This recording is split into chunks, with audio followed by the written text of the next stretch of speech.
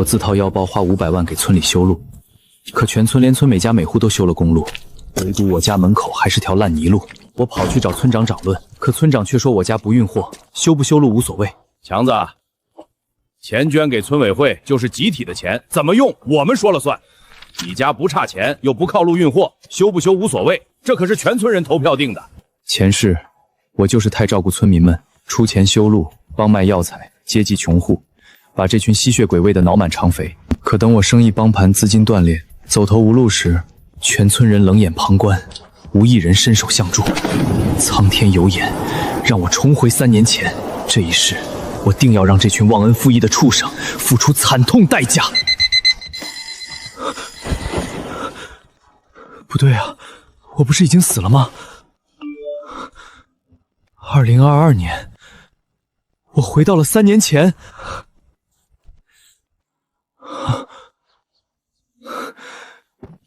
强子，村长来了，咋了？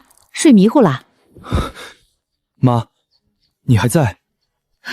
傻孩子，我不在能去哪儿？你爸去村长家帮忙干活了，快起来，村长在外头等着呢。强子，你们有钱人就是娇贵，大中午还得睡一觉。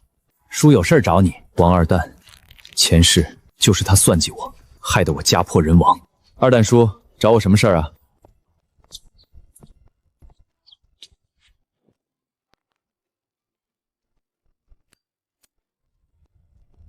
还是你们有钱人会享受啊，这沙发坐着就是不一样。上一世，他们就是这样一点点越界，先是拿烟、拿酒、拿补品，后来是借钱、修路、卖药材，再后来是我的公司、我的房子，还有我爸妈的命。强子，站着干啥？坐呀，叔又不是外人。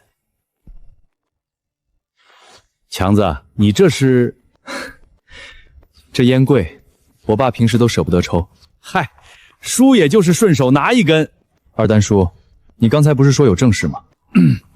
强子，叔琢磨了一下，咱村最大的问题就是没有一条像样的路。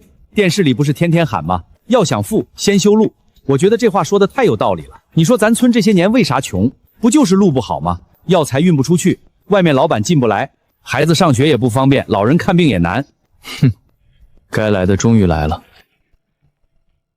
上一世，爸妈的身体一直不好，常年吃药。我高中毕业后，看着家里那漏风的土墙，一咬牙，和同样家境贫寒的高中同学结伴南下打工。强子，咱俩这日子跟老鼠有啥区别？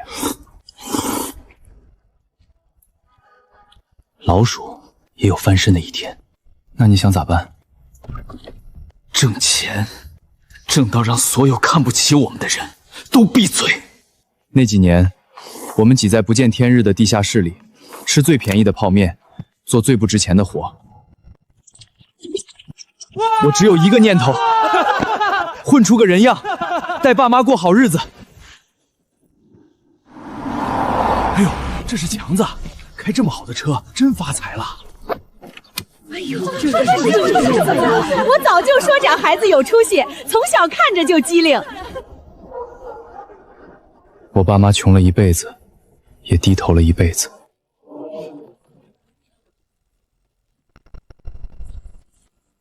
强子妈，你这辈子可是熬出头了，生了强子这么个金疙瘩。你看看这大房子，大理石地砖亮的都能照出人影来。哎呀，都是孩子自己争气。强子爸，以后你可就是咱村的太上皇了。别这么说，别这么说。强子在外面挣了大钱，你们老两口就等着享清福吧。咱全村100多户，谁家有你们这份福气？那天，他们第一次被人看得起。一开始，村民们对我家还心存畏惧，进门时连脚都不敢踩中。沙发一看就贵。大家别拘束，坐。都是乡里乡亲，别站着。可时间一长，我家就彻底成了村民们的免费消遣神器。有人甚至脱了鞋，盘着腿坐在上面一嗑瓜子，瓜子皮吐的地毯上到处都是。这天我刚从城里谈完生意回来，一推开家门，客厅里闹哄哄的，简直像个菜市场。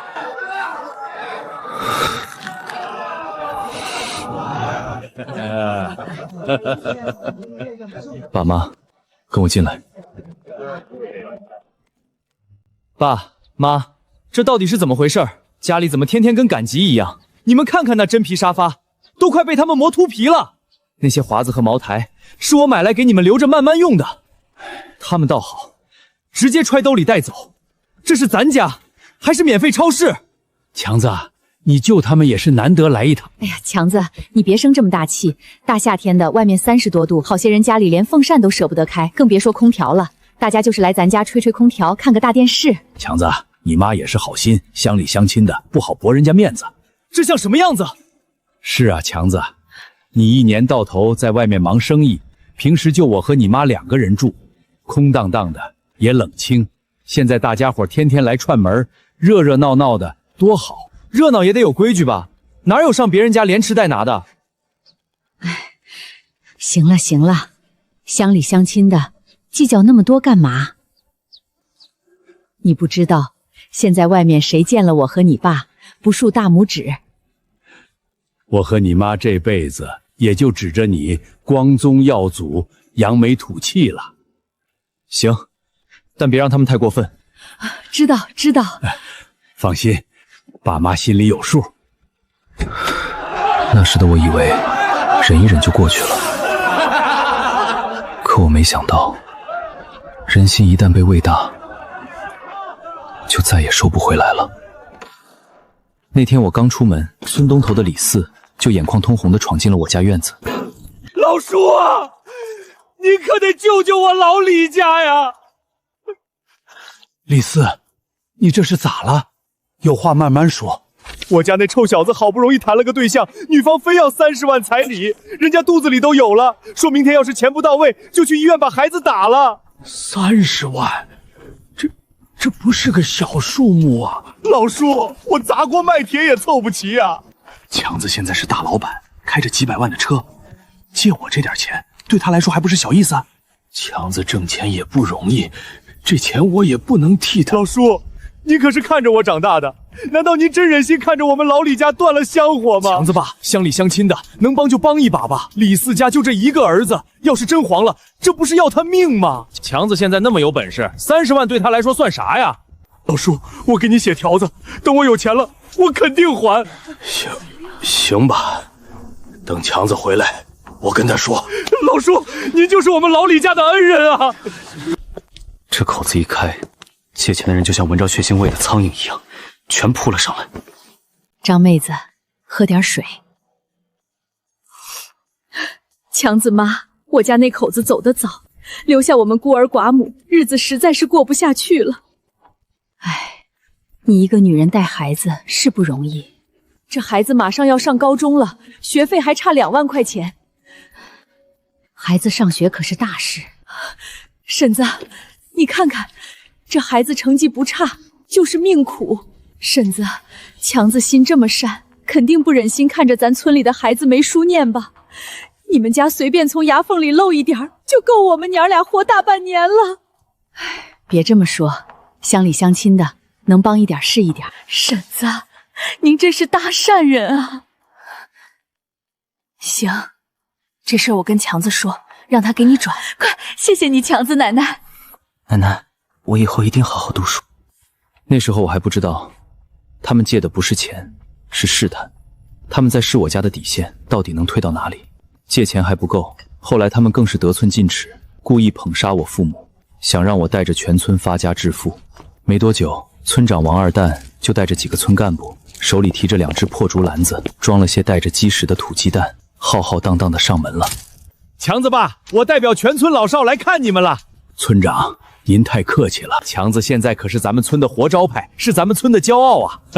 哪有，他就是运气好。老哥，你这就是谦虚了。强子在外面吃香的喝辣的，住这么大的别墅，总不能看着乡亲们连肉都吃不上吧？大家伙可都指望他拉一把，带全村人一起发财呢。村长，你可别这么说，强子就是运气好，挣了几个辛苦钱，哪有那么大的本事带全村发财？老哥，别人不知道，我还能不知道吗？强子这孩子有情有义，现在他发达了，拉乡亲们一把，不就是一句话的事儿吗？父亲本来就老实，又被村长和村干部围着吹捧，整个人都有些坐不住了。村长，强子要是真能帮上忙，那肯定不能推。等他回来，我跟他说说。有老哥这句话，我就放心了。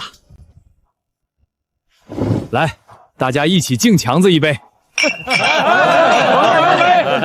强子现在可是大老板，咱村以后的希望就在强子身上了。王二蛋一口一个大老板，一口一个咱村的希望，把我整个人架得高高的。强子啊，你看咱村这些年为啥穷？不是人不勤快，也不是地不好，最关键就是没路啊！你在外面见过大世面，肯定知道，要想富，先收路。是啊，强子，我们苦就苦在没路。村里孩子上学难，老人看病难，下雨天一脚泥，车都开不进来。咱们村的药材种的不差，可就是因为路不好，车进不来，货出不去，收购商压价压得厉害。只要路修好了，药材能运出去，外面的老板能进来，咱村就活了呀！要是真能帮村里修条路，也算好事儿。那时候的我是真的信，我以为自己是在修一条路，也以为这是给爸妈长脸，给自己积德。修这条路大概要多少钱？我让李旺粗略算过了，要把村里的主路和各家各户门口都连起来，零零总总下来，差不多要500万。行，没问题。强子大气，我就说强子不会忘本。强子，只要这路修起来，乡亲们一辈子记你的好。以后谁敢说你家半句不是，我王二蛋第一个不答应。这条路不光是路，这是你的功德碑啊！对，功德碑。强子这是给全村积德。功德碑，多可笑的3个字。他们看见的是我这座金山终于开了口子。收款到账500万元。强子啊，你真是咱村的大恩人，叔替全村老少谢谢你。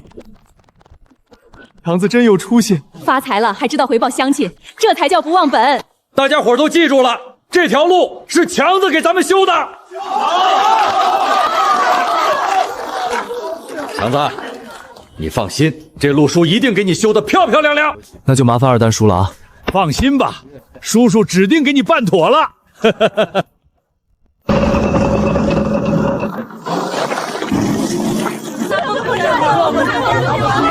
这下好了，以后我家车也不用陷泥里了，以后孩子上学也方便了。村长，这边路往哪边拐？先往我家那边铺。那边不是主路吧？让你铺你就铺，村里路线我说了算。咋还没修到咱家这边呢？可能先修主路吧。村长不是说后面会修过来吗？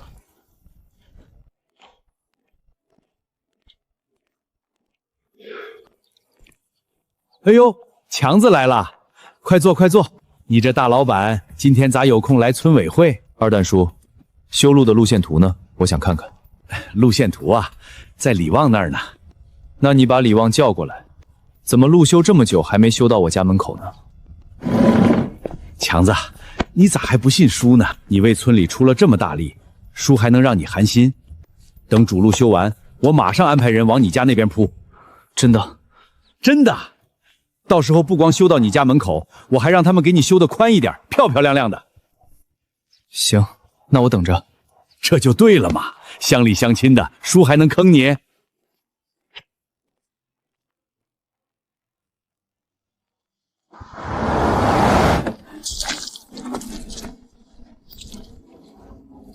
强子，是不是后面还会修啊？可能今天工人忙不过来。那条路像一记巴掌，狠狠抽在我脸上。强子，你去哪儿？找王二呆。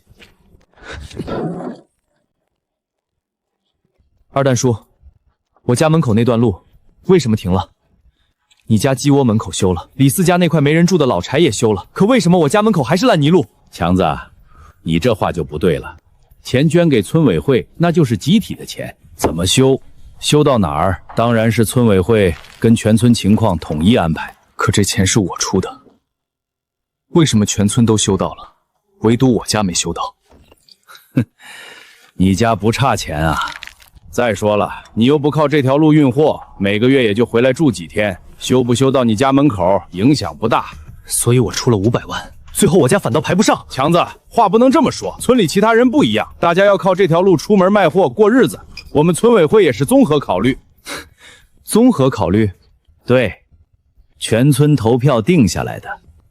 哼，强子，你是做大生意的人，格局要大一点。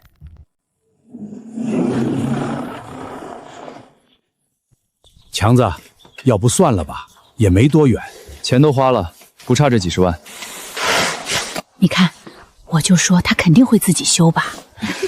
有钱人嘛，嘴上闹一闹，最后还不是自己掏。我以为这件事忍过去就算了，可我不知道，从我第一次低头开始，后面的刀子就已经一把接一把递到了他们手里。村里日子看起来越来越好。张寡妇家门口停着新电动车，有人翻修房子，有人买了车，有人说要给孩子在城里买学区房。今年药材卖的真不错，多亏强子，他要不帮忙，咱哪能挣这个钱？他是大老板，这点忙对他算啥？强总，平台流量费又涨了，退货率也压不下来，仓库库存越堆越多，还有几个合作项目货款一直没回来。银行贷款呢？下个月到期。这些年往村里填进去的钱早就不是小数目，他们一点一点把我的现金流拖垮了，得先把借出去的钱收回来。哟，强子来了，快坐。李叔，当年你儿子结婚那30万什么时候还？强子，你这话说的就难听了，那钱当年不是你主动帮忙的吗？乡里乡亲的，怎么还好意思要回去？我现在资金周转出了问题，真需要这笔钱。你一个大老板，瘦死的骆驼比马大，还差我这30万。再说了，这么多年过去了，我哪记得什么借不借的？除非你把欠条拿出来。强子，你说你都那么有钱了，还追着要这点钱干嘛？发财时候装大方，破落了就翻旧账。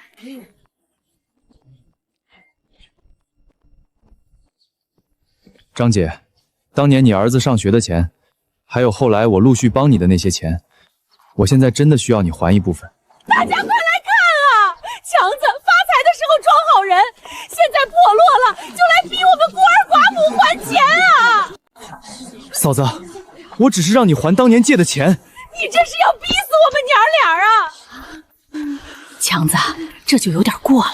张寡妇家多难啊，你又不是不知道。围观的人越来越多，那些曾经拿过我好处的人，没有一个替我说话，他们只站在旁边看热闹，眼神冷得像看一个陌生人。我最后去找王二丹，我以为他至少会念在这几年我给村里投了那么多钱的份上帮我说句话，结果他坐在村委会办公室里，连茶都没给我倒一杯。二蛋叔，我公司现在资金困难，这些年我给村里垫的钱、修路的钱、药材的钱、合作社的钱，你们总得给我一个说法吧？哼哼，强子，不是叔不帮你，叔也是逼不得已呀。村里的钱都有账，乡亲们日子也刚好起来。你是做大生意的人，困难只是一时的，咬咬牙就过去了。那我这些年给村里填进去的钱呢？哼，强子，话不能这么说，可都是你自愿给村里做贡献的。既然是贡献，哪有往回要的道理？那一刻，我终于明白，原来在他们眼里，我从来不是乡亲，不是恩人，我只是一个可以被反复榨取的钱袋子。只要钱袋子还能往外倒钱，他们就围着我笑；一旦钱袋子空了，他们就会把我一脚踢开。后来，我的公司彻底崩了，房子抵押，车子变卖，账户被冻结。我从曾经人人巴结的大老板，变成了全村嘴里的笑话。早就说他那钱来得快，去得也快。年轻人不踏实，挣点钱就不知道姓什么了。给村里修路，那不也是为了显摆吗？现在好了，装不下去了吧？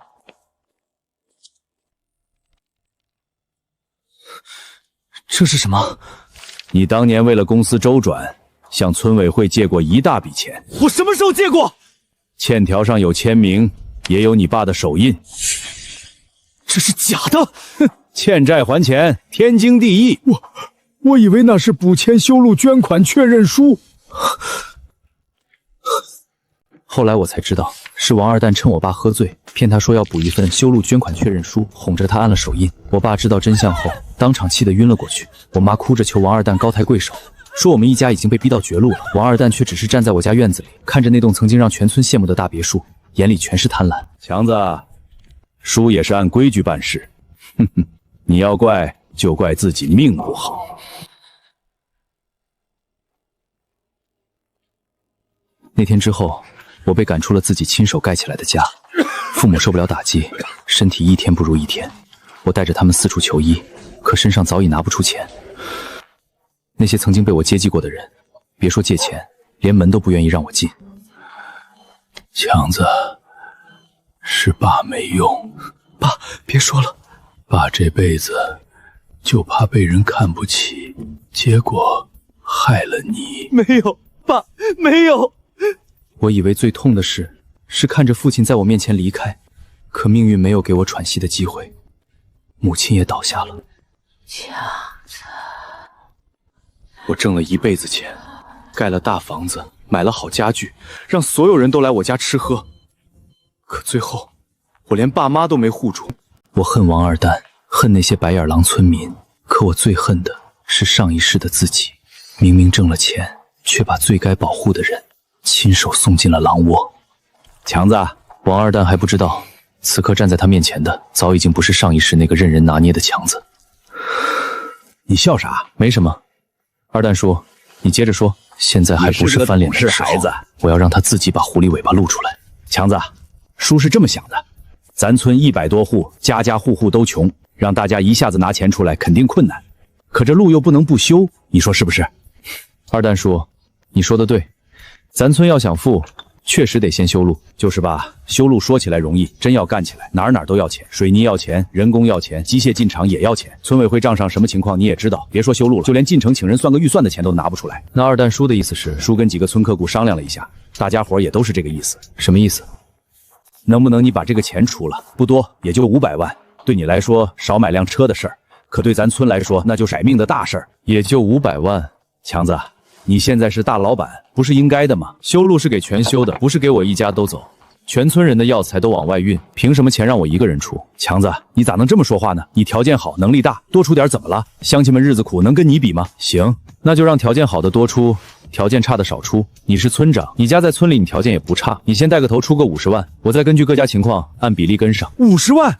我哪有那么多钱？你没有。你儿子王福结婚，席面摆了3天，烟酒都是整箱往外搬。你家前2年刚盖的新楼，门口还停着一辆小轿车。你这个村长都拿不出50万，凭什么张口让我拿500万？强子，咱们现在说的是全村的大事儿，不是算谁家有多少钱。你别跟叔抠这些小账。哼，小账什么意思？你心里话啥意思？我爸一个月抽3条烟顶天了，可我每个月往家里带20杆软中华都不够散，烟都去哪儿了？我妈喝茶能喝多少？一个月30斤好茶叶，连茶渣都剩不下，又进了谁家的茶壶？我给爸妈买的补品、水果、酒水刚放进储藏室，第2天就少一半。你们进我家跟进超市一样，拿的时候笑呵呵，走的时候连声招呼都不打。强子，你这话说的就难听了。还有你家王福结婚，说家里没牌面，借我家的液晶电视和真皮沙发撑场面，说好3天还，到现在1年多了，东西呢？你侄子王远胜今天说家里来亲戚，明天说办事招待人，从我家搬走多少香酒，多少袋米面油，你要不要我现在给你列个清单？还有李旺，他帮村里跑药材账，运输费一项比一项高，包装费1年比1年离谱。我没说，是给你这个村长留脸，不是我不知道。强子，你别太过分，你这是怀疑村干部。我不是怀疑，我是在告诉你，别把我当傻子。强子，你现在发达了，翅膀硬了是不是？连我这个村长都不放在眼里了？村长？二蛋叔，你是不是在村里耀武扬威惯了？真以为全天下的人都得听你的？你敢这么跟我说话？我为什么不敢？以前我客气，是看在乡里乡亲的份上，不是怕你。你们一个个吃我的，拿我的，用我的，最后还敢开口让我掏500万？怎么，真把我当村里的小金库了？修路我没意见，该我出的钱我1分不少，可想让我一个人掏500万替全村买单，门都没有。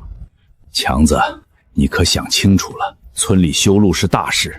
你今天要是不支持，以后乡亲们怎么看你？你爸妈还在村里住着呢。你威胁我？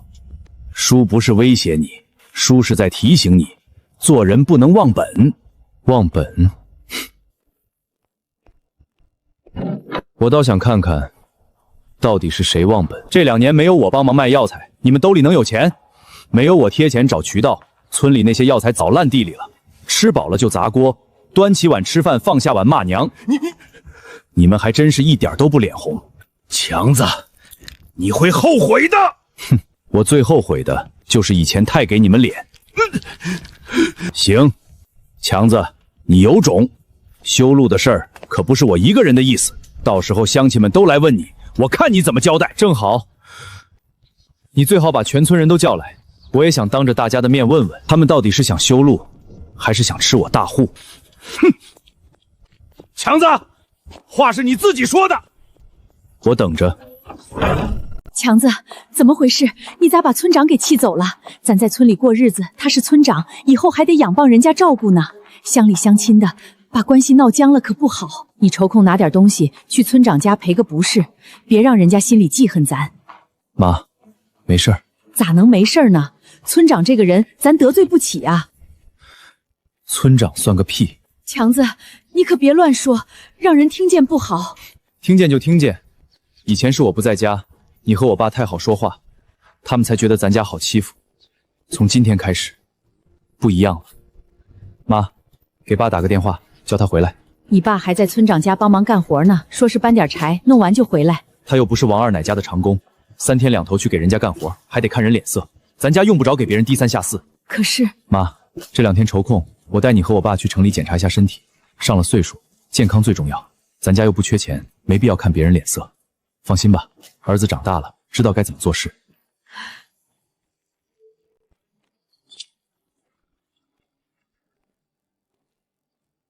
强子，你二丹叔刚才是不是来过？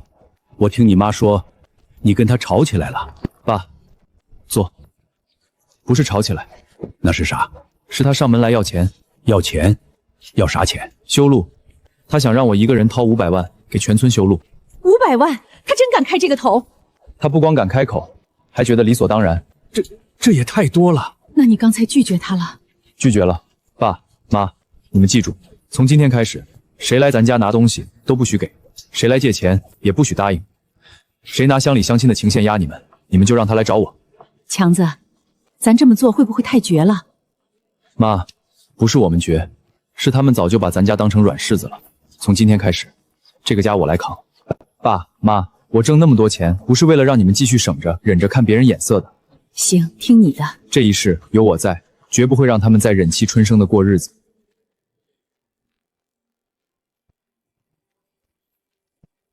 前世的仇当然要报，尤其是王二这个罪魁祸首。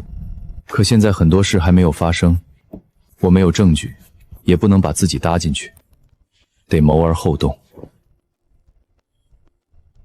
王二呆，你不是贪吗？强子，趁热吃。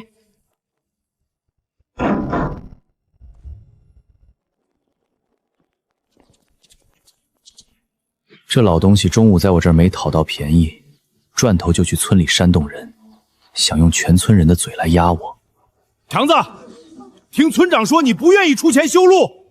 强子，你这就是忘本了。村里修路你凭什么不出钱？再有钱，你也是我们村里的人。别觉得你在外边赚了几个钱，就能不把乡亲们放在眼里。村里有村里的规矩，不是谁有俩臭钱就能坏规矩的。是啊，修路是大事，他家这么有钱，不出钱说不去。人不能忘本啊。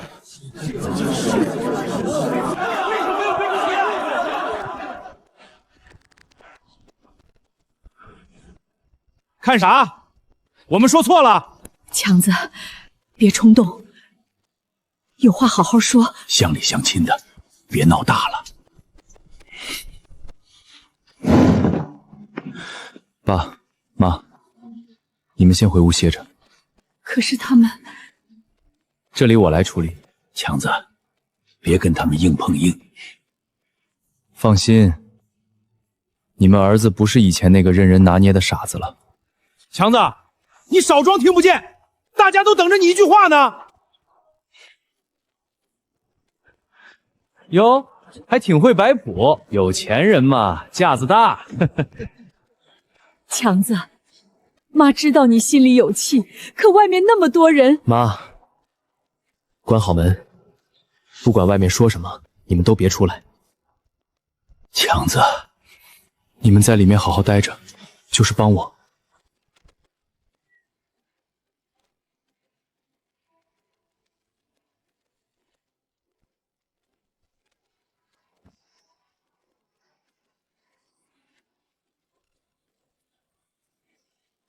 强子，你这是什么意思？你们是来找茬的？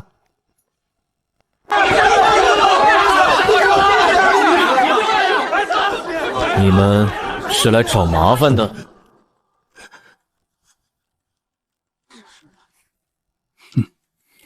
强子，你少吓唬人！大家伙今天来就是想问你一句：村里修路，你到底出不出钱？谁说我不出钱？村长都说了，你中午亲口拒绝了，还把他气走了。怎么，现在看见大家伙都来了，又不敢认了？李旺，你耳朵是借来的，还是王二呆怎么教你，你就怎么说？你什么意思？王二呆跟你们说我不同意修路，我中午跟他说的清清楚楚，修路是好事，我举双手赞成。村里要修，我该出的钱一分不少。他说该出的钱会出啊。那村长咋说他不愿意出？是不是中间有误会？强子，你这话说的就没意思了。你是说支持修路，可你让乡亲们一家一户掏钱，这不是故意让修路这事儿办不成吗？村长，你这话就更有意思了。路修好了，全村人走，药材运出去，全村人赚钱。凭什么让大家出钱就是办不成，让我一个人出500万就是天经地愿？强子，你那么有钱，多出点咋了？乡亲们都是穷苦人，能跟你比吗？我有钱，所以我活该被你们吸血。你说谁吸血呢？谁急我说谁。王福，你家结婚从我家搬走的电视和沙发还回来了吗？那是借，1年多不还叫借。王远胜，你从我家拿走的米面粮油，要不要我给你算算账？乡里乡亲的，拿点东西咋了？拿点儿，那我明天去你家拿点钱，拿点车，拿点房产证，你也别计较，毕竟都是乡里乡亲的。强子，今天不是说这些破事儿的，你别东拉西扯。你急什么？村里药材账经过你手，包装费、运输费、损耗费一年比一年高。你真以为我在城里就不知道你们在里面加了多少水？你别血口喷人！账都是村委会过目的，跟我有什么关系？我还没说你一个人吞了，你急着把村委会搬出来，是怕自己扛不住，还是怕我继续往下查？今天不是说这些陈芝麻烂谷子的事儿，大家来是为修路来的。好，那就说修路。今天大家来的正好，谁是真来商量修路的，明天去村委会，预算路线出资明细，白纸黑字摆出来。谁要是来我家闹事，逼我出钱，或者想趁乱动手，我现在就报警。到时候警察来了，我也想问问，几十号人私闯民宅，算不算村里的规矩？闹到派出所就不好看了。咱就是来问问，也没说要动手啊。我最后再说一遍，修路是村里的事，不是我一家人的事。谁觉得我不该拒绝，谁现在就站出来，把自家存折拿出来，先替全村出一份。这些年你们种的药材是我帮忙找的收购商，你们卖不出价是我帮你们谈的渠道，你们嫌结款慢是我先垫的钱。现在倒好，钱进了你们口袋，路要我一个人修。你们是乡亲还是祖宗？强子，你说话也太难听了。三婶，你家去年靠我卖药材挣了4万8，你儿子做生意从我家借去2万，到现在没还，我问你要过吗？李四，你也别赌，当年你堵到我家门口，哭着喊着说30万彩礼救命，说有钱一定还。现在你儿子都抱上孩子了，钱呢？强子，这么多人在，你提这个干啥？你们这么多人来逼我出500万的时候，怎么没觉得丢人？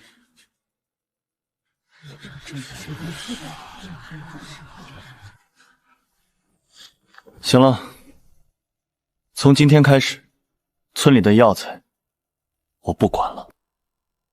啥不管了？强子，你这话可不能乱说啊！药材马上就要到收的时候了，你不管，我们卖给谁去？是啊，外面的收购商都是你联系的，你要是不管，我们1年不就白忙活了？你们不是说我不把乡亲们放在眼里吗？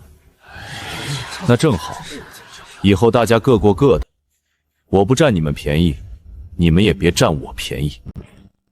强子，你别生气，大家也是听村长说的，都是误会，乡里乡亲的，话说开就好了。修路的事可以再商量，药材的事你可不能不管啊。村长，你不是说大家都是自愿来的吗？现在你问问，他们是想我出500万修路，还是想让我继续帮他们卖药材？强子，你少拿药材吓唬人！我们这么多人，还能找不到别的销路？能啊，那你们自己找，包装物流自己谈，收购商自己找，价格自己压，反正我不拦着。那不行啊，没有稳定收购商，这些东西早晚会砸在手里。今天我把话放这儿，修路我支持，该我出的一份我出，但谁也别想把我当冤大头。至于药材，我只帮愿意讲道理、守规矩的人。从今天开始，谁再来我家闹事，谁就自己想办法卖药材。早知道就不来了。村长，你咋跟我们说他不管全村死活？就是啊，这事儿你可没说明白啊。上一世他最擅长利用村民的嘴来压我，这一世我就让他亲眼看看，这些人能为了利益围攻我，也能为了利益反过来埋怨他。行了，我爸妈年纪大了，经不起你们这么多人上门吵闹。明天真想谈修路，就去村委会谈，预算公开，路线公开，账目公开。要是不想出钱，那这路就别修。现在都回去吧。村长还不走？强子，你别得意的太早。这话我原封不动送给你。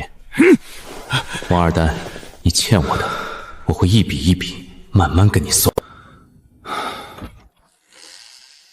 强子，他们都走了。走了。哎，强子，今天这事儿是不是闹得太大了？先吃饭。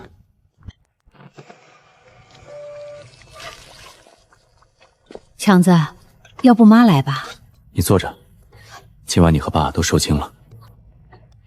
爸妈，你们别怕。不是怕，就是在村里住了一辈子，真闹成这样，以后见面多难看。爸妈，你们还看不明白吗？就咱村里这些人都是喂不熟的白眼狼。强子，今天他们敢上门逼我出500万，是因为以前咱们退的太多，你们越忍，他们越觉得咱家好欺负。以前咱村啥样，能吃上一口肉就算是过年了。现在呢，谁家还缺肉吃？可他们忘了本儿，谁想把咱家当钱袋子，门儿都没有。你长大了，这个家以后你拿主意吧。爸妈，放心，这一次我不会再让你们受委屈。王二蛋不会就这么算了，可经过今天这一闹，他也不敢再像上一世那样利用乡亲们打压我。王二蛋，下一步该轮到你急了。强子啊，昨天晚上三婶说话冲了点，你别往心里去。这不是前阵子从你妈那儿拿了2盒补品吗？我寻思着你爸妈身体也不好，就给送回来了。强子，你这是……你儿子结婚借走的那2万，什么时候还？强子，三婶手头是真紧，要不先还5000，剩下的我慢慢补。行，写欠条，什么时候还，怎么还，白纸黑字写清楚。三婶儿，药材马上要收了吧？你家那几亩地还指着我找渠道。5000，今天转，剩下的按上面写的还。行。强子，昨天人多，我也是被他们拱起来了。咱俩从小一个村长大，我还能真跟你作对吗？30万彩礼钱，打算什么时候还？强子，你看你咋一上来就提钱呢？多伤感情！你们昨晚上门逼我出500万的时候，不伤感情？我先还3万，剩下的你宽限宽限。可以，欠条重写，利息不用你补，本金1分不能少。行，我写。那我家的药材，守规矩，我就给你留条路。收，肯定收。水果拿回去，我不缺水果。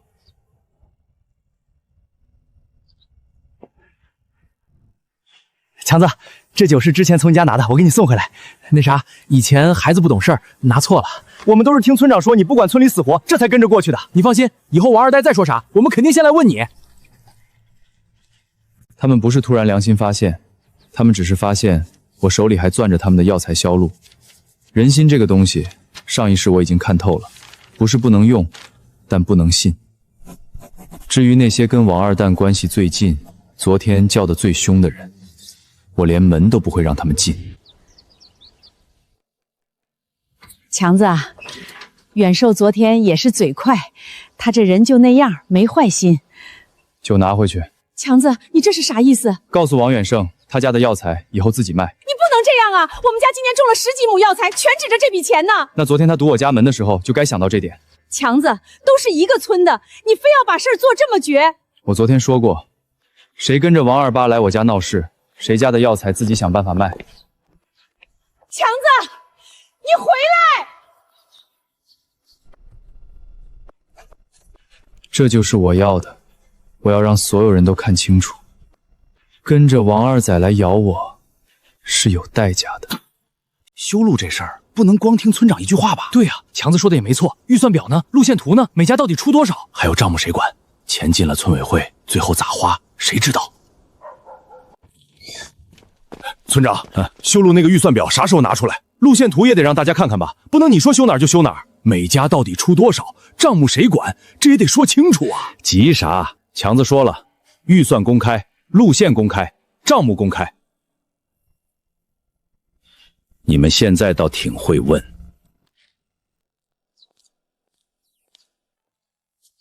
强子回来了，二丹叔，稀客。上次修路那事儿，叔回去也反思了。你说的对，是叔考虑不周。咱叔侄俩闹得不愉快，说到底也是为了村里好，不是真有什么私仇。王二蛋这种人，什么时候会真心反思？他今天能低头，只有一个原因，他又有新的算盘。进来说吧。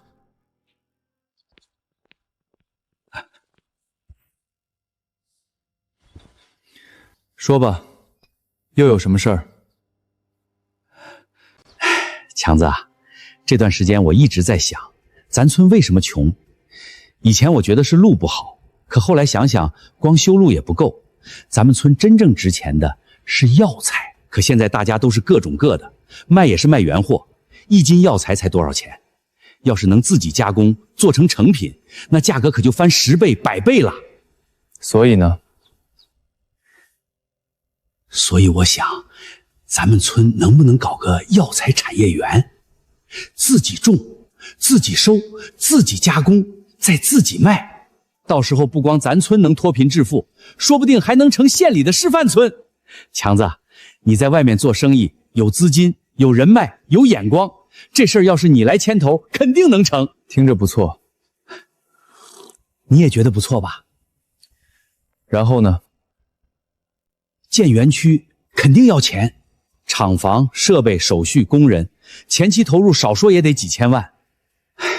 村里没钱，乡亲们也拿不出来，所以叔想的是，钱你先出。当然，这回不是让你白出，产业园是能赚钱的，等做起来了，那可不是500万、1000万的小钱。哦，那这收益怎么分配？这个叔也琢磨过了，园区毕竟建在村里，用的是村里的地，靠的是全村的药材，所以村集体得占大头，60%，乡亲们也不能落下，每家每户都是原料供应方，算他们30%，你呢，出钱出力占10%。我出钱出人脉担风险，结果只能占10%，这算盘打的，算盘珠子都快崩我脸上了。我出几千万，只占10%？强子，你可别小看这10%，等产业园做大了，10%也许就是几个亿、几十个亿。再说了，你平时忙，不可能天天守在村里，管理这块叔可以替你操心，还有王福、李旺他们也能搭把手，咱们一起努力把日子过好。王二蛋这次伸出来的不是一只手，是整条胳膊，只要我轻轻一拽，就能把他整个人拖进坑里。产业园确实是个大项目，钱不是问题，但这么大的投资，我一个人说了不算，我得找几个外地老板过来看看。外地老板那更好啊，人多力量大嘛。不过，既然要让人家来投资，村里的土地、手续、村民配合都得提前弄清楚。这个你放心，我是村长，村里的事儿我说了算，只要老板愿意投钱，土地我来协调，村民我来做工作，谁敢不配合？那行，我先联系几个朋友，过几天让他们来村里看看。强子，这事儿你可得上心啊，咱村能不能翻身，就看这一次了。放心，我一定会上心。王二呆，这一次我给你准备的不是钱，是坑。王二胆这种人，贪但也警惕。我要是表现得太积极，他反而会怀疑。听说了吗？强子准备投几千万，在咱村建药材加工厂。我听说不是强子一个人投，是外地大老板要来考察。那要是真建起来，咱村药材以后不就愁卖了？何止啊，说不定以后还能进厂上班，工资比进城打工还高。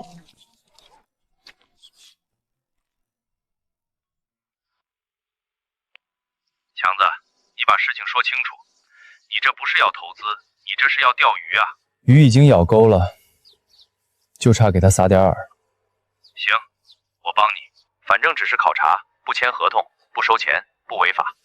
我也不会让你们做违法的事，我只是想让某些人把自己心里的贪念露出来。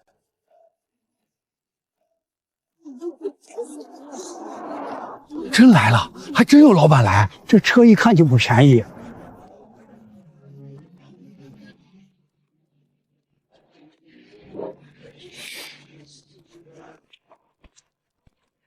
哎呀，几位老板辛苦了，欢迎欢迎。我们村虽然地方偏了点但药材是真不错，民风也淳朴。王村长是吧？强总跟我们提过你。强子是我们村出去的好孩子，心里一直惦记着乡亲们。这次要不是他牵线搭桥，我们村哪有机会见到几位大老板啊？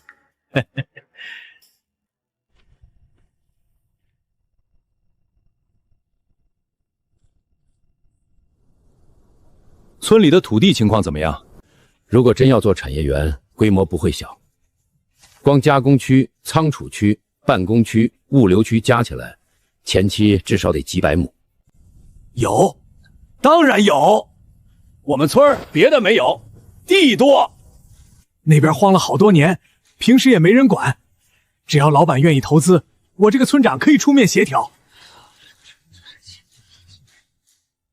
那涉及到村民补偿，恐怕不是小数目。哎，补偿好说，好说。乡亲们都听我的，只要项目能落地，大家肯定配合。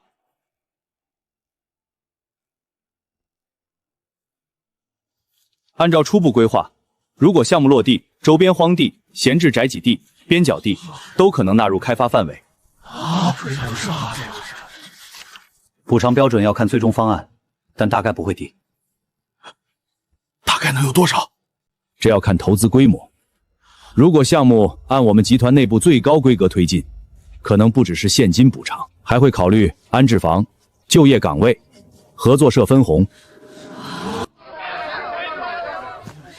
老板，那我们家那块黄地也能算吗？位置在哪儿？就在那边，靠近老水渠那块。要看位置，如果在规划红线范围内，就有机会。那能补多少钱啊？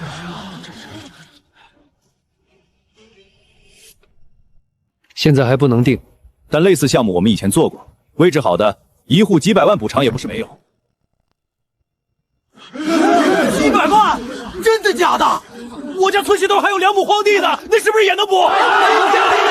还有安置房，那不是能搬城里住了？要是再安排工作，那可真是祖坟冒青烟了。这安置房可宽敞了。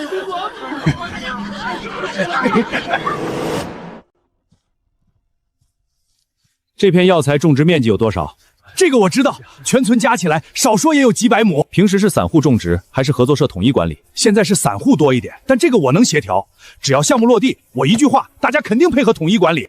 那后续如果要统一收购，村民价格预期能不能压下来？能，只要是为了村里发展，谁敢乱抬价？这里如果做仓储区，交通进出不算方便。这个我能协调。如果要打通路，涉及几户村民的地吧？这个我来办。劳动力呢？厂子建起来至少要一批稳定工人。我们村别的不多，人多，只要工资合适，大家肯定抢着进厂。王村长对村里的情况很熟。那当然，我在村里干了这么多年，不是白干的。这个村儿谁家啥情况，我心里都有数。周总，我跟你说，我们村虽然穷，但人心齐。只要你们愿意投钱，我保证项目一路绿灯。王村长，项目能不能落地，关键不光是地，也得看村委会班子的配合程度。这个你放心，村委会我说了算。那如果后续涉及到土地整合呢？村民补偿谈判呢？也我来办。放心，这事儿我来办。如果有村民不愿意配合，在我们村还没有我王二蛋做不通的工作。哼，谁要是不配合，那就是不顾全村发展大局。好，说得越满越好。王村长要是有这个执行力，那我们就放心多了。周总放心，这事儿交给我，绝对没问题。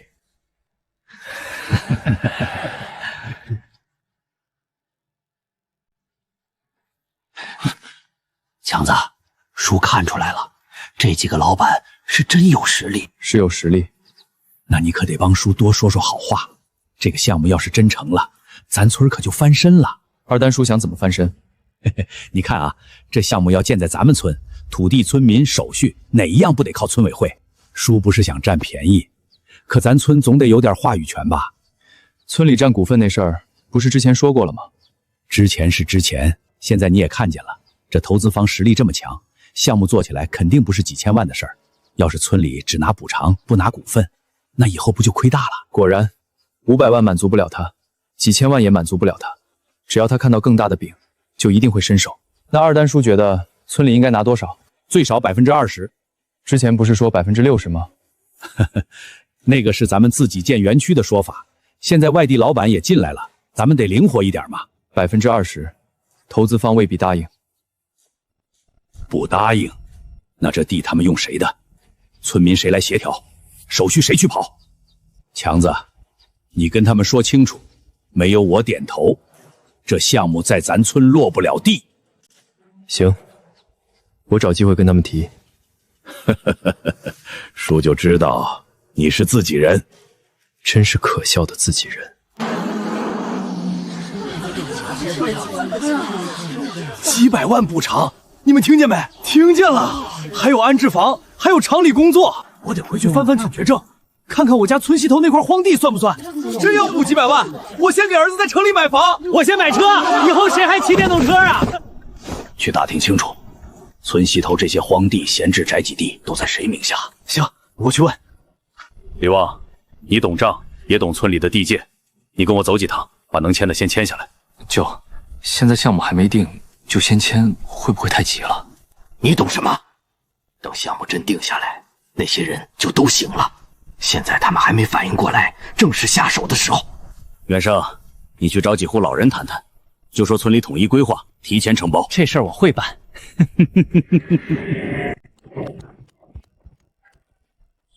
村长，你咋来了？老赵啊，咱村产业园的事儿你也听说了吧？听说了，外地老板都来考察了，这可是咱村的大事。产业园要是真落地，土地就得提前整合。整合啥意思？就是你村东头那3亩荒坡，先承包给村里统一规划。1年500，还一签就是20年。那地荒了多少年了，平时也没人管。现在村里愿意统一规划，是给你机会。村长，这地以前没人要是一回事，现在既然可能进规划，那我总得等等看吧。老赵，你这思想就不对了，项目还没定，你就想着坐地起价。我不是这个意思，你这是破坏全村发展。我也没说破坏发展，就是想等投资方定下来再说。等投资方定下来，你再想签就晚了。到时候名单是村委会报，谁配合谁不配合，村长心里都有数。行，我签，这就对了嘛。老赵，你放心，项目真成了，少不了你的好处。叔，早签早安心，村里统一规划，你不配合，以后可别后悔。谁家还有闲置地？村西头那几块现在到底算谁的？王二蛋像是闻见肉味的野狗，彻底疯狂了。他不再满足于等项目落地后分好处，他要提前把能控制的地全攥到自己手里。爸，签下来的地不少了。不够，村西头那片能签多少签多少。舅，钱不够了，有几户要先给承包率，咱们手里的钱。村委会账上还有钱，那是钱支出来。名目呢？项目前期协调费。怎么，不会写？会。动作快点儿。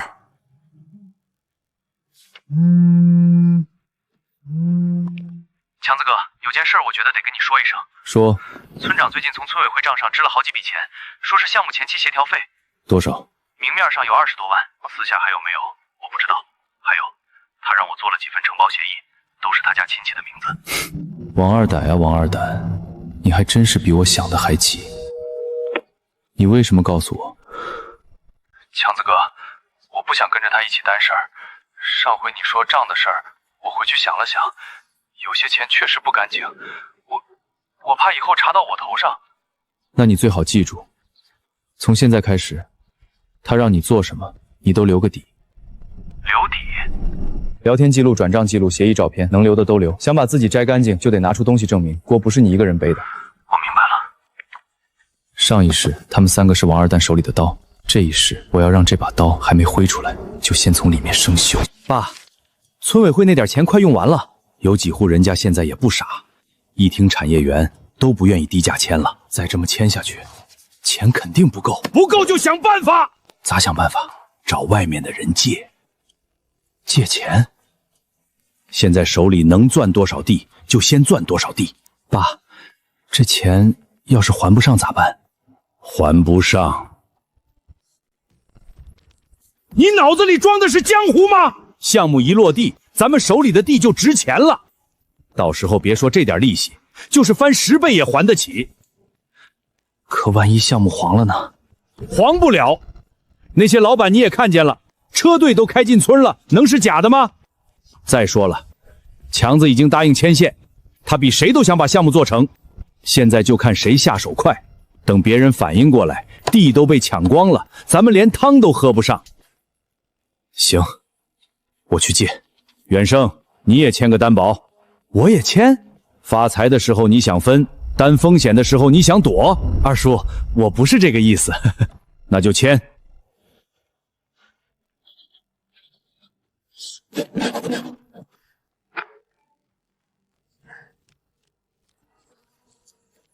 现在签是配合村里工作。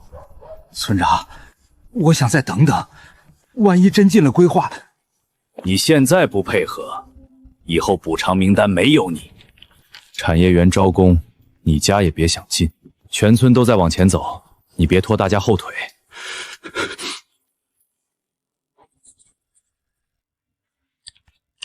现在就看谁下手快，等别人反应过来，地都被抢光了，咱们连汤都喝不上。坑已经挖好，现在是他自己拼命往里跳。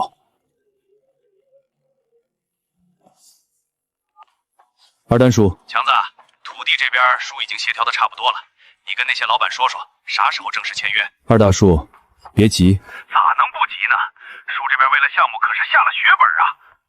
我知道，投资方那边也快有结果了。那就好，那就好，你可得催催他们，这可是咱村翻身的大事。二代叔放心，你下的血本不会白下的。叔就知道你靠谱。他不知道。他所谓的血本，很快就会变成压死他的第一座山。你们说，这补偿真能有几百万？外地老板都来了，还能有假？要是真能进厂上班，那我儿子就不用出去打工了。大家也别瞎猜了，这项目现在是我和强子在推进，外地老板那边很有诚意，只要咱们村自己别掉链子，签约就是早晚的事儿。村长，那补偿是不是真有几百万？几百万算啥？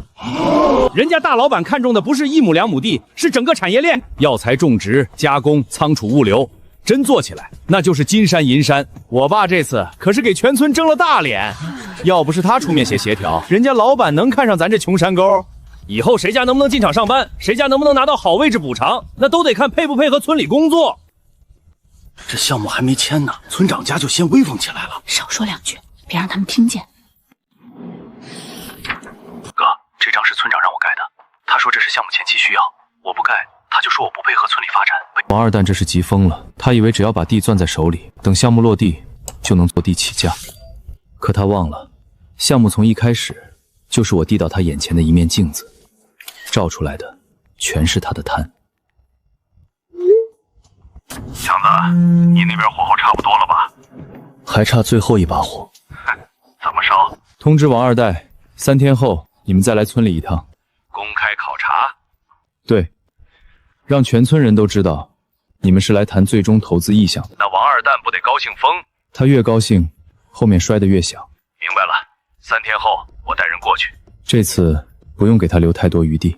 放心，我知道分寸。强子，是不是老板那边有消息了？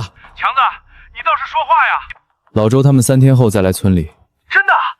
他们说这次不只是考察，那是啥？还要开个初步项目说明会。项目说明会？村里的地、村民代表、村委班子都要到场。好，太好了！强子，你放心，村里这边我肯定安排的漂漂亮亮。到时候我把大家都叫上，让老板看看咱村的诚意。二丹叔，你说，投资方最看重诚信。那是。土地的事最好提前理清楚，别到时候出岔子。放心，土地我都协调的差不多了，谁家的地，什么价，怎么配合，我心里都有数。只要老板愿意投钱，我保证项目立马能往下推。那就好。强子，这次你可算给咱村办了件大事，等项目真落了地，叔也不会亏待你。二丹叔先把村里的事安排好吧。好，你放心，3天后保准让老板满意。王二歹啊，王二歹，我已经提醒过你了，是你自己非要往坑里跳。都坐好啊！这些位置给村委会和老板坐，别乱坐。一会儿老板来了，别乱说话。谁要是影响项目落地，别怪我不客气。你摆这张死人脸干什么？没事舅。今天是大日子，别给我掉链子。知道了。来了！就是上次那几个老板。这回是不是要钱了？要真能定下来，咱村以后可就不一样了。周总，盼星星盼月亮，可算把你们盼来了。王村长，来，里面请，乡亲们都等着呢。乡亲们，今天是咱村的大日子。这些年，咱们村一直穷，一直被人瞧不起，可现在不一样了。在强子的牵路下，外地大老板看中了咱们村的药材资源，准备来们村投资建产业园。大家鼓掌啊！这个项目一旦落地，咱们村就能从贫困村变成示范村，大家不光能拿补偿，还能进厂上班，以后家门口就能挣钱。这要是真的，那可太好了，以后孩子都不用出去打工了。当然，大项目也需要大家配合。前段时间，我为了推进项目，做了不少土地协调工作，有些人理解，有些人不理解，但我相信以后大家都会明白，我王二蛋是一心为了全村好。周总，您看，乡亲们的热情都在这儿。土地这边我已经提前做了大量工作，只要您一句话，咱们今天就可以把意向定下来。小陈，把资料打开。好的，周总。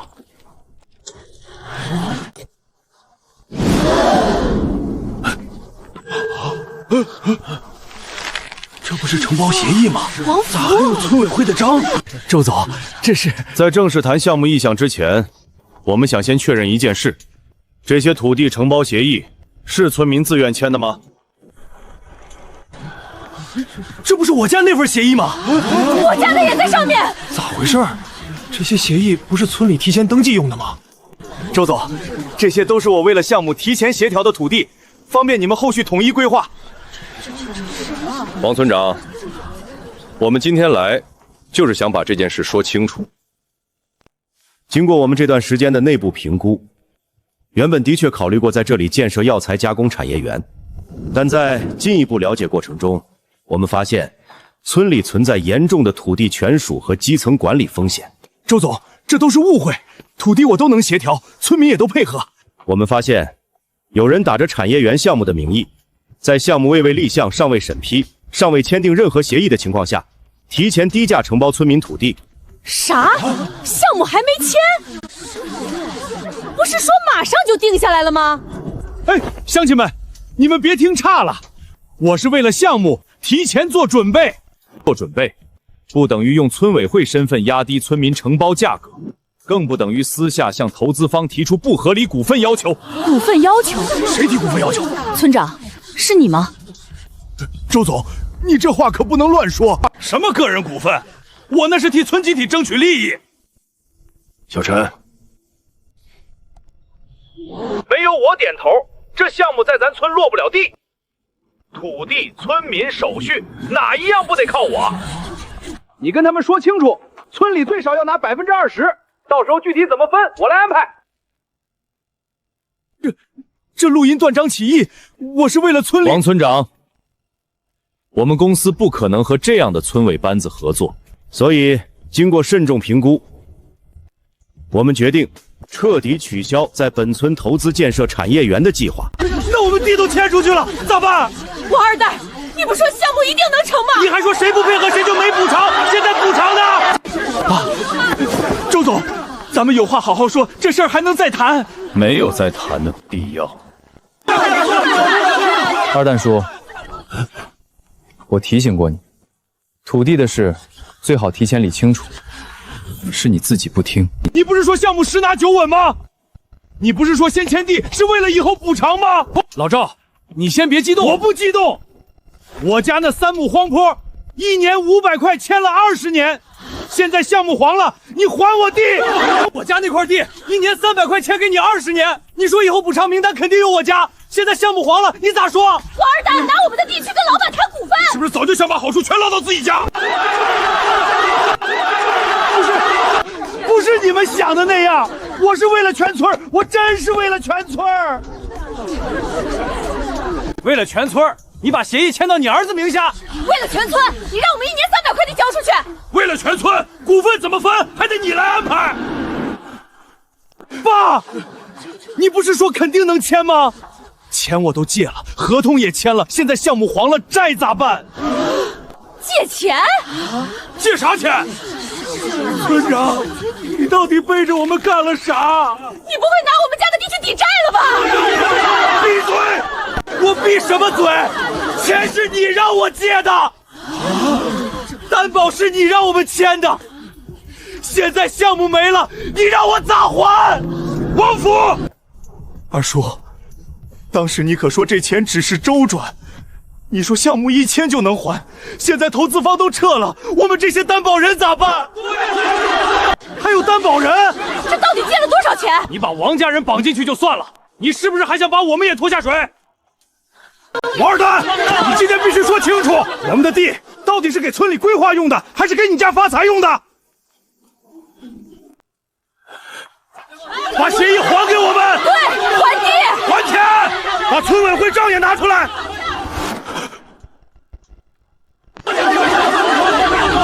王二蛋，你今天必须把话说清楚！都慌什么？项目不在他们一家手里，他们不投，我们还能找别人投。王村长，恐怕没那么容易。在我们撤资说明发出后，你们村目前的土地纠纷和信用风险都会被记录在项目评估报告中，至少短期内不会有正规投资机构接手。强总，我们走吧。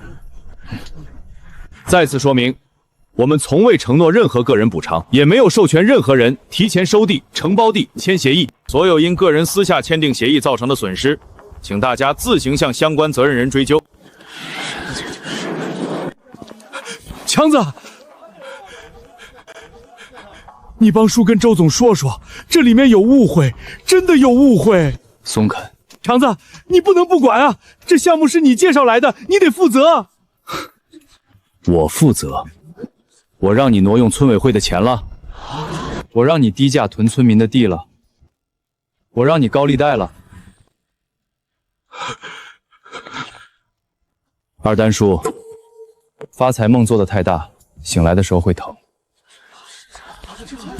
退地还钱，给我们一个说法。二蛋，你今天不把话说清楚，别想走。接下来你打算怎么做？让他先应付村里人。那债呢？债主比村民来得更快。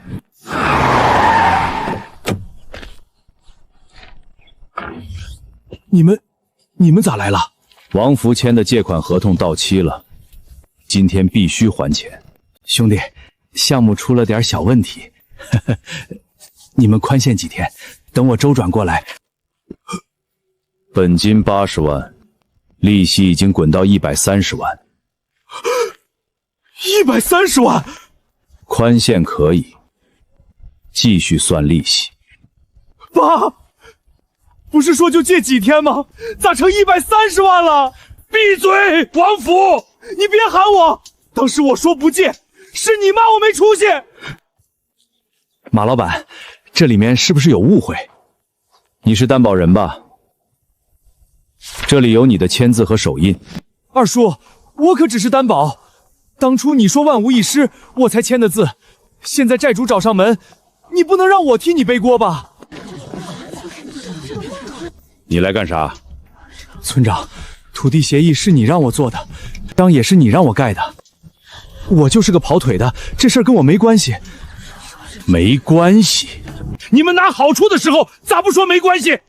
现在出事了，一个个都想跑。你们家里的事儿我不管，今天我们只要钱。活该，让他贪，拿我们的地去做发财梦。现在债主找上门了吧？这回看他还咋耍威风。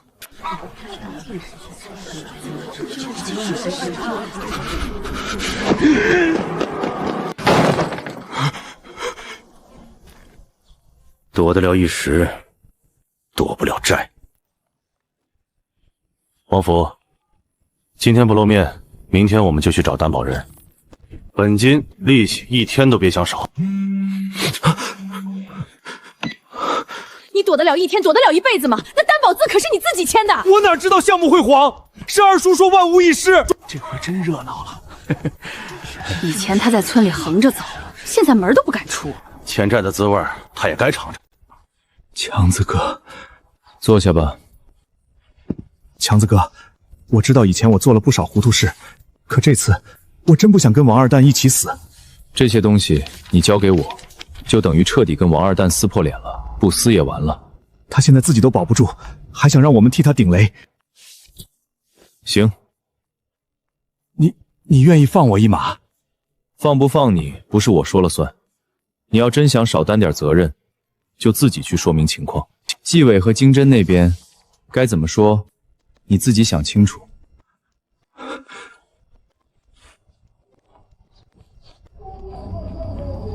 王二蛋，你做了一辈子，终于把这个家做没了。你懂什么？只要我翻过这一关，照样还是村长。村长，你现在出门，村里哪条狗都比你有脸。王福被你坑了，王远胜被你坑了，连李旺都不敢跟你站一起了，你还做你的村长梦呢？我当初怎么就跟了你这么个贪心鬼？你再说一遍！我说你活该。这一刻，他终于发现，不只是外面的人不再怕他，连家里人也不再信他了。春梅，王福，现金没了，村长也没了。债是你欠的，牢也是你自己找的，别再拖累我们娘俩。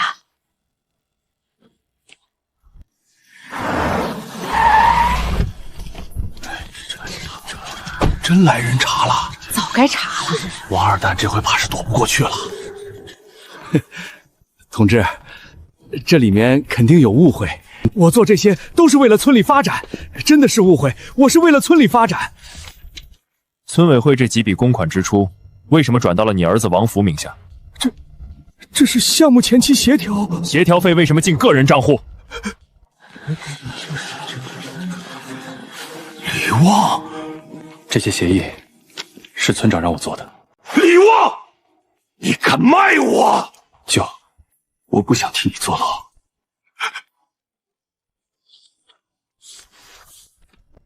这些签字是你们本人签的吗？是我签的，可钱是我爸让我借的。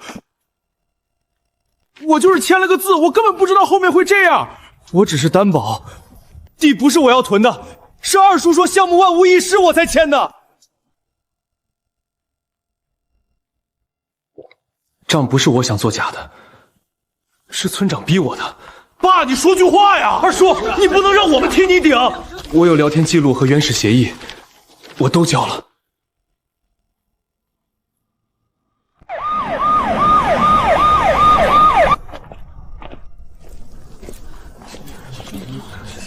前多威风啊！现在咋不说为了全村了？活该！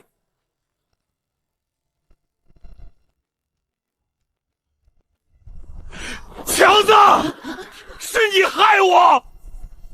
我给过你机会，是你自己太贪。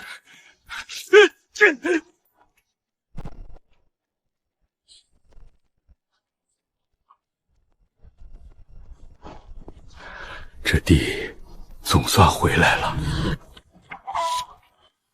以前他在村里说一不让，谁敢顶他一句？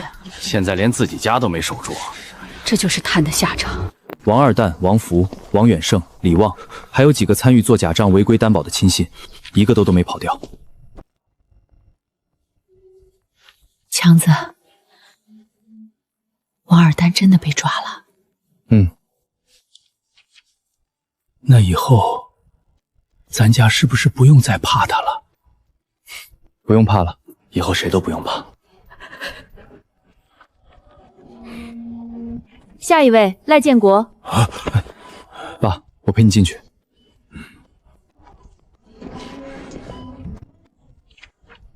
没什么大问题，就是一些老年人的常见毛病，血压、肠胃、关节这些地方，平时注意调养，按时复查，饮食清淡一点，别太劳累，不严重。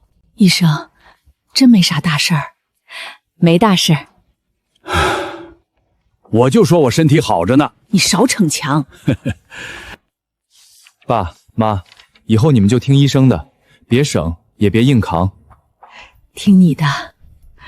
行，听你的。强子，真不回来了？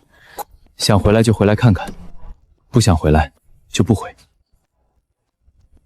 住了一辈子，真走了，心里还有点空。爸妈，以前你们总想着在村里抬头做人，可人这一辈子不是非得活给别人看，以后咱们一家人好好过自己的日子。好，走吧。